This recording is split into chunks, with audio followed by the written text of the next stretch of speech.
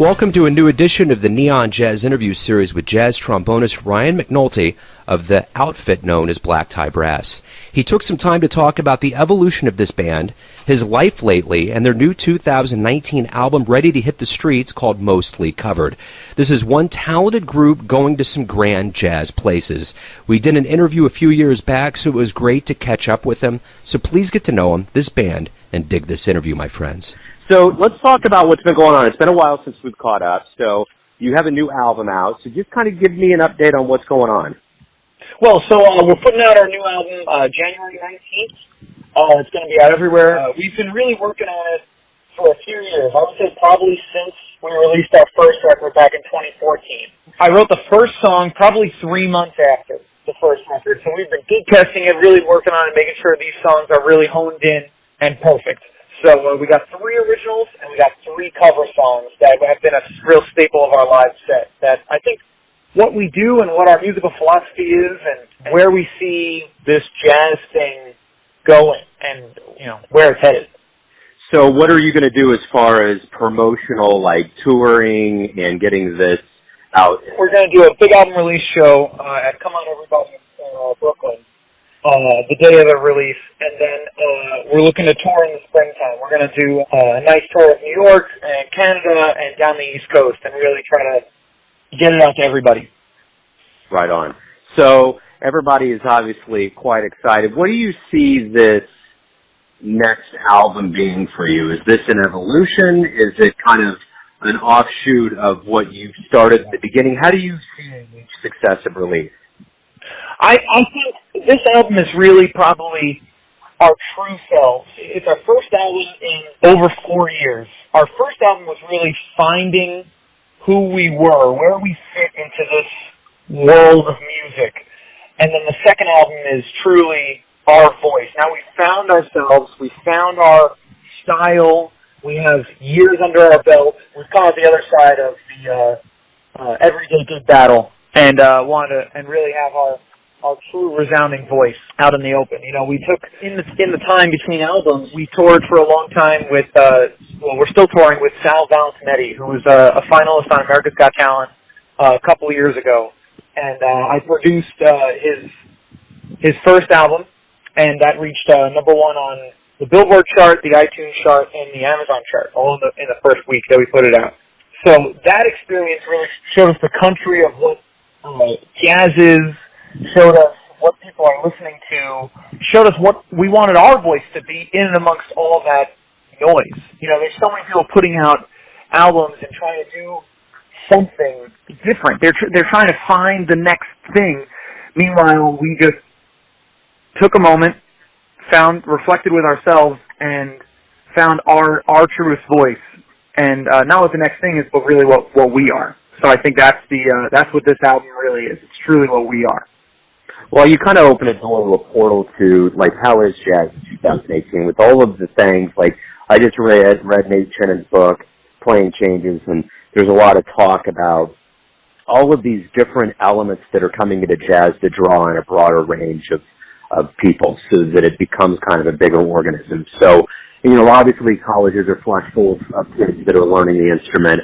You know, there's always going to be jazz. Jazz is not one of those lucrative realms where people get into it for the money. It's because of love and because of determination. So my question to you is this: from what you see, as far as what you're doing as a musician and just kind of taking a look at everything, how is jazz in 2018?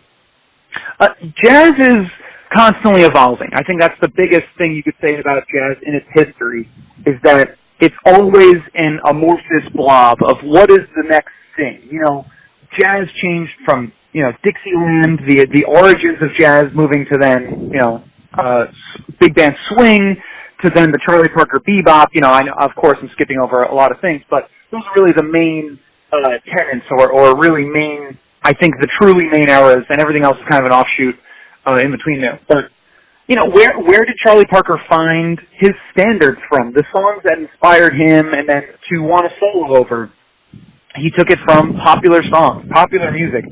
So you look at what's happening with jazz now, and you look back at the great fathers of jazz prior to us, they took what was popular and then made it their own and put their own solo voice over it. So if you look at Christian Scott, I think is really the one who's doing that to the utmost, to the 1,000%.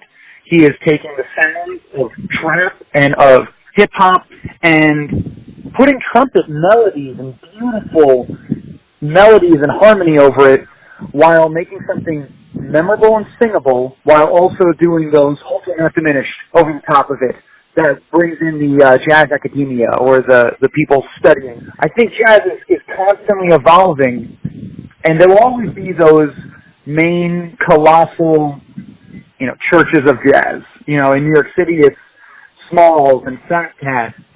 Up until his death, very unfortunate. Roy Hargrove was going to Smalls all the time and showing the new cats what it was to be brought up on this genre of music and bringing them along, while simultaneously Roy Hargrove was playing with D'Angelo and the RH Factor and the Roots and showing where it came from and also pushing it to where it's going in his own lifetime, moving it forward in such an amazing way. It was really a tumultuous time. Everyone was kind of worried about this label of jazz, which I think is hurting it even more. It's turning into a marketing issue as opposed to a musical one.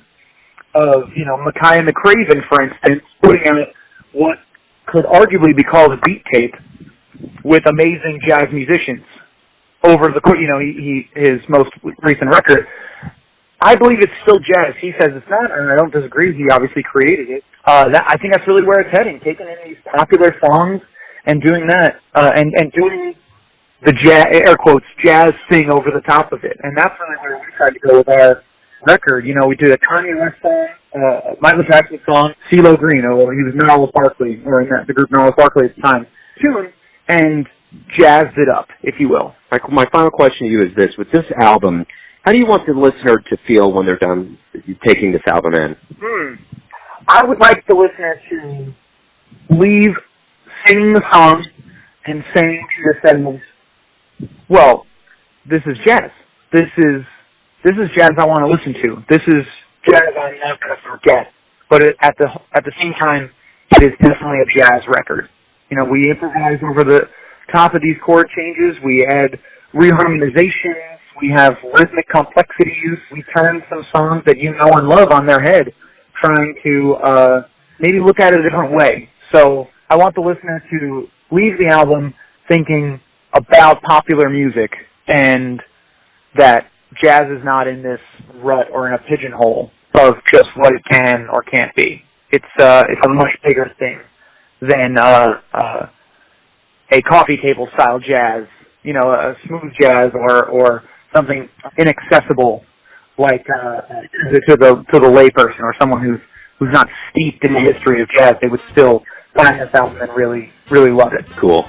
That's a great way to, I think, summarize the album and wrap things up. Ryan, thanks for reaching out. Thanks for talking about the new album and what's been going on. I look forward to spinning new music on the show. Yeah, thanks a lot, Joe. Super happy to be on the show, and thanks for having us.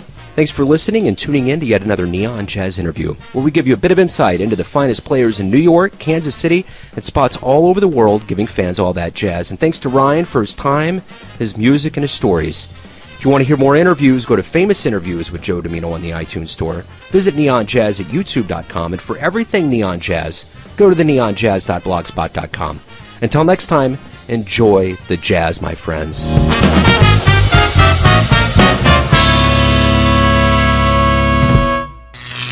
Neon Jazz.